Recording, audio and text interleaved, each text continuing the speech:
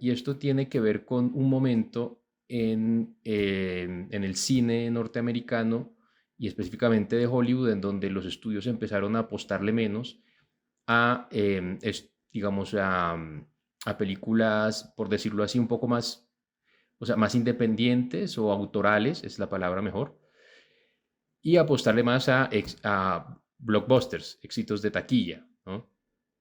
En la época de los 80 es la época donde empieza el blockbuster, el taquillazo, y lo que tienen que hacer los estudios es éxitos de taquilla. Entonces aquí lo conectamos digamos, como el final de una época en Hollywood que se conoce como el nuevo Hollywood, ¿no? Eh, que fue la época en donde, digamos, en los 70s, hasta mediados de los 80, muchos estudios, digamos, estaban o los grandes estudios de Hollywood ya habían, digamos, perdido esa importancia que tuvieron durante los 30, 40, 50, durante la época del cine que se conoce como el cine clásico de Hollywood, y estaban experimentando con cosas, ¿no? Formatos, color, etcétera. Y también empezaron como a financiar películas, como tú dices, más autorales, ¿no? Y hubo toda una generación de directores que, muy conocidos hoy por hoy, otros no tanto, que empezaron como a tomar fuerza en esa época, Sí, ¿sí? directores como Spielberg, Brian De Palma, Exacto. Michael Cimino, Coppola, eh, bueno, ya, ¿cómo hace? Hal Ashby creo que también pertenecía a esa Hal generación. Ashby, efectivamente, sí, Y William Friedkin, Paul sí, Schrader incluso, Bogdanovich. Bogdanovich, correcto, sí. mm, Sí, directores que para ese momento tendrán sus 20, 30 años aproximadamente, unos más que otros. O sea, para los 70s, 70 y tal. Sí, sí, sí, sí, más o menos como estaban empezando. O, y digamos, hay como un momento, pues, digamos, hay como varias películas como que digamos, como que en donde se nota que empieza este movimiento. Una de ellas es Easy Rider, de Peter Fonda. Y claro, digamos, los estudios como que querían financiar como una película de motociclistas. Las películas de motociclistas como que, pues más o menos funcionaban en taquilla. Y Peter Fonda sale con Easy Rider, una película más existencialista, más quizás de denuncia social, y se convierte como en, por decirlo así, el grito de una generación, mm, que era, pues que venía con las luchas de los 60. Entonces, en ese sentido empezaron, y por ejemplo también El Padrino, o sea, Coppola, pues querían hacer una película de gángsters, como Un es una género. tradición de Hollywood. Ujú. Y Coppola hizo una película más autoral. Él quiso hacer una especie de saga americana que hable de la inmigración, de la familia, y el resultado fue El Padrino. Entonces hay una apuesta hacia una visión más autoral que funciona, ¿no? También funciona en taquilla, en unos casos sí, en otros no, pero en cualquier caso hay también una apuesta por el riesgo, ¿no?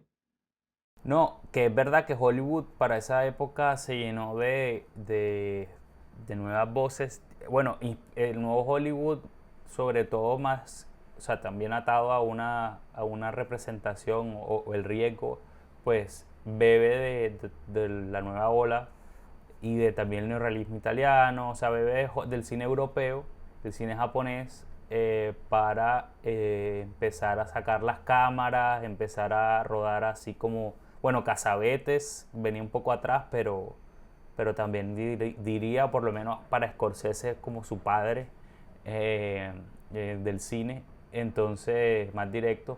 Entonces es como de dónde viene el nuevo Hollywood es por esa respuesta ante, como tú decías, al cine clásico, al cine de estudio, y esto es como un cine más lleno de autores, con una visión y experimentando. Ya para After Hours ya habrían pasado el nuevo Hollywood, tendría que 15 años, empezó en los 70, y si Rider fue en el 60 y pico, ¿no? Sí, y claro, o sea, digamos, eh, muchos directores, digamos, hubo, o más bien, ya para la época, digamos, esto se dio durante los 70s, pero en los 80s, incluso ya desde el 77, cuando sale la Guerra de las Galaxias y Tiburón, Tiburón. em, creo que es del 74, Puede ser, sí. eh, Tiburón. en ese momento entonces ya 75, 75, sí. Hollywood se va hacia el blockbuster y entonces como que empieza a financiar menos este tipo de películas. Aún así las seguían financiando, ¿sí? Pero muchas de ellas resultaron pues no tener mucho éxito en taquilla Sí. y hay algunas que resultaron, pues desde el punto de vista financiero, desastrosas para sus estudios. Sí, un ejemplo es Corazonada, One from the Heart, de Coppola, que si no estoy mal, casi pues lo dejó a él en la quiebra. Él la financió a través de su estudio, que se llamaba American Zoetrope. Ujú. Zoetrope. Bueno, Zoetrope.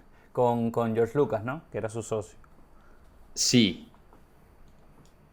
efectivamente. Y el otro ejemplo es Heaven's Gate de Michael Cimino, un western, un épico, una épica western em, que costó mucho. Sí. Estuvo, digamos, es una gran película, pero costó mucho y estuvo mucho tiempo en edición. Sí. Le costó mucho a Cimino llegar a una versión final. Al final entiendo que no tuvo, o sea, la editó el estudio Sí. y no tuvo, o sea, no, le fue mal en taquilla y perdió mucha plata el estudio. United Artists, hasta el punto que quebró Mm. el estudio. Entonces, en este contexto se entiende que ya para la época los estudios estaban nerviosos respecto de este Proyectos. tipo de proyectos y se entiende que no quisieran financiar La Última Tentación de Cristo. Y